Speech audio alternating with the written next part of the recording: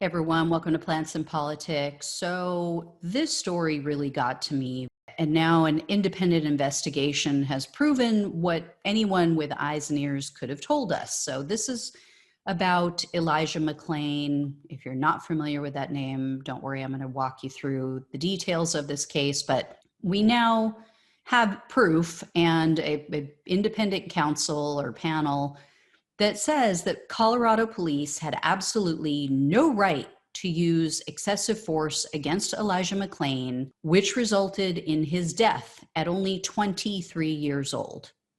So as I said, if you're not familiar with this case, I'll bring you up to speed. Basically, what happened was on August 24th, 2019, the police received a call, and the person stated that there was someone walking down the street who looked, quote, sketchy. They described him as wearing a ski mask and waving his arms around. How that hurts anyone, I don't know. But in fact, the person they were describing was Elijah McClain. He was a 23-year-old young man. He was walking home from a convenience store and he was listening to music through his earbuds. He stood 5 feet, 7 inches tall and weighed only 140 pounds. Not a big guy. Elijah was said to have taught himself how to play the guitar and violin, and he was a vegetarian because he loved animals and he didn't want to hurt them. In fact, he used to go to local animal shelters to play the violin to help soothe cats that were locked up. And so Elijah was anything but dangerous. Yet, on this night, without probable cause, officers tried to stop him. Then they immediately tried to restrain him because he said to them rightfully, "You don't have a right to stop me." He was doing nothing wrong. And Elijah resisted. So throughout the entire ordeal, he was literally begging for them to stop. He asked for them to respect his boundaries. You'll understand why he said something like that in a minute. He also told the officers that he was, quote, different. And while the officers had him pinned on the ground, he vomited several times, for which he even apologized to the officers. He said, quote, "I'm sorry, I wasn't trying to do that. I can't breathe correctly." So it was later noted in the autopsy report that Elijah suffered from chronic asthma. And based on his behavior and statements in the video, which went viral shortly after George Floyd's murder, it appeared that Elijah may have been on the autism spectrum, which could explain why he was wearing this thing on his head and why he was saying, "I'm different. I have a cousin whose son is autistic and he wears earmuffs anytime he's in public. It helps him to block out the noise and it makes him feel more secure." So as soon as I saw the video of this, that's immediately what I thought. I haven't seen that he was autistic in any reporting, but it's, some people go undiagnosed. That's just my take. But rather than recognizing that he is a little bit different, that he's maybe has some issues with people touching him, as many autistic people do, instead, the officers quickly moved to place him in a chokehold. So they rendered him unconscious, and it wasn't until 15 minutes later that the paramedics arrived, and rather than assessing the situation and using CPR to revive Elijah, they injected him with a sedative called ketamine. The guy is unconscious, and they give him a sedative. So the officers later lied. They said that Elijah was, quote, definitely on something. And then they said that this 140-pound young man, 5'7" in height, had, quote, incredible, crazy strength. They also claimed in the police reports that he attacked them and he tried to take one of their guns.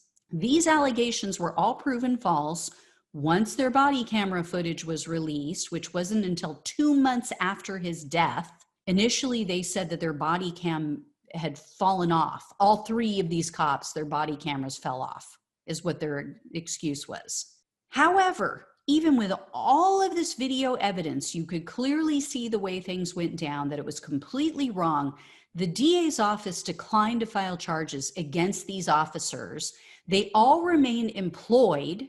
Later, there was a video that was taken where other cops went to the place where he died and they were making fun of it. They were actually laughing and joking. It was completely disgusting. So approximately 1 year later, his family filed a lawsuit against the city of Aurora, Colorado. They named the officers and the paramedics involved. They also named the medical director for the paramedic department. What we now know through this independent investigation is that numerous deadly mistakes were made. As I said, anybody with eyes and ears would know that already, but at least now it is in a fully cohesive, coherent, and legitimate report. And furthermore, they said the police had no right whatsoever to even stop Elijah that night. He knew his rights. They had no right to stop him.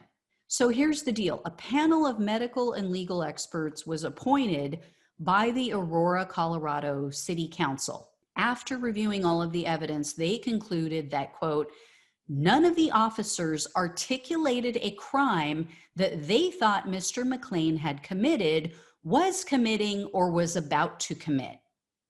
They also stated that, quote, based on the record available to the panel, we were not able to identify sufficient evidence that Mr. McClain was armed and dangerous in order to justify a pat-down search. The panel also notes that one officer's explanation that the Aurora officers are trained to take action before it escalates does not meet the constitutional requirement of reasonable suspicion to conduct a stop or frisk. So in other words, you can't use the excuse that, oh, we wanted to de-escalate the situation, so that's why we tried to stop him and frisk him. It wouldn't have escalated in the first place had you not tried to stop and frisk a completely innocent young man who was just walking home minding his own business. So in addition, they lay blame at the feet of the paramedics, who apparently gave Elijah an exceedingly high dose of this drug, of ketamine, without cause, by the way. They noted in the report that the dosage given to Elijah was actually what you would give to a 190-pound man. The report states, quote, Aurora Fire appears to have accepted the officer's impression that Mr. McClain had excited delirium without corroborating that impression through meaningful observations or diagnostic examination of Mr. McClain. In addition, EMS administered a ketamine dosage based on a grossly inaccurate and inflated estimate of Mr. McClain's size. Higher doses can carry a higher risk of sedation complications, for which this team was clearly not prepared.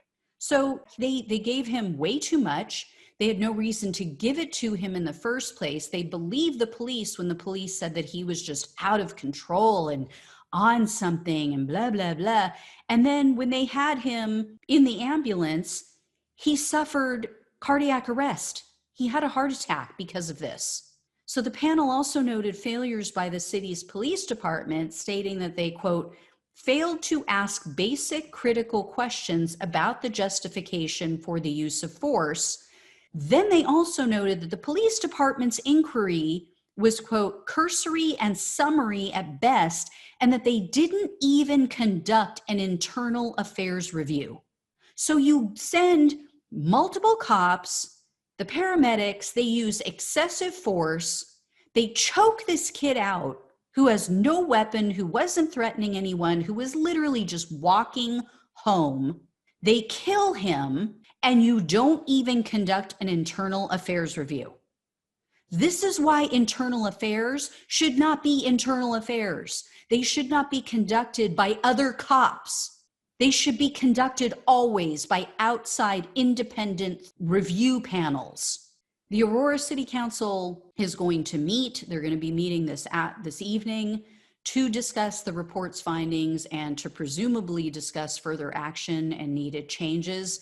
The good thing is that since last year, since all of this came to light, Colorado adopted a lot of new policies, including that police are no longer allowed to use this type of chokehold to put people out, to render them unconscious. Then they also ended qualified immunity. I've talked about qualified immunity on the show. I think it should be abolished throughout the entire country. It is complete and utter bullshit that police are allowed to murder people with complete impunity because of these laws. So luckily, these officers and these paramedics won't be able to use that ridiculous law to avoid accountability. I'm sorry, but yeah, I get it. You may make a mistake and you may kill someone in the line of duty, and that is understandable if it's a true error. But when you do something like this, when you use excessive force for absolutely no reason, your ass needs to go to jail. So the panel did not specifically say that racial bias played a role in any of this and in the way these officers or paramedics handled this situation. However, they did mention how it plays a role in general. So the report stated, quote, "In looking at this single incident, the panel has insufficient information to determine what role, if any, bias played in Aurora police officers and EMS personnel's encounter with Mr. McClain. However, research indicates that factors such as increased perception of threat, perception of extraordinary strength, perception of higher pain tolerance, and misperceptions of age and size can be indicative of bias." This is why I was so pissed about Amy Cooper, Central Park Karen, being let off the hook after calling the police on a man and then lying about him attacking her. People of color, by and large, are at higher risk of losing their lives than white people anytime the police are involved. That's not my opinion. That's a statistical fact. But for some idiot calling the police that night, Elijah McClain would still be alive today. He would still be at the shelters playing the violin for cats. This was completely and totally avoidable. And these people need to go to jail. They need to lose their jobs. That's for damn sure. And they need to go to jail for it.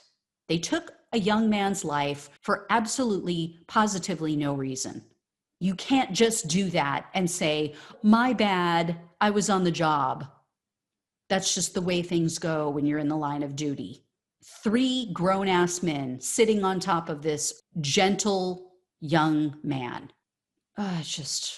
This case really got to me, guys. This one and the other one where they chased down that poor kid, Ahmed Aubrey. These two really stuck with me. I'll keep you posted. I'll let you know if I hear any more. As always, like, share, and subscribe. Thank you so much for watching and listening. Take care, and I'll talk with you soon.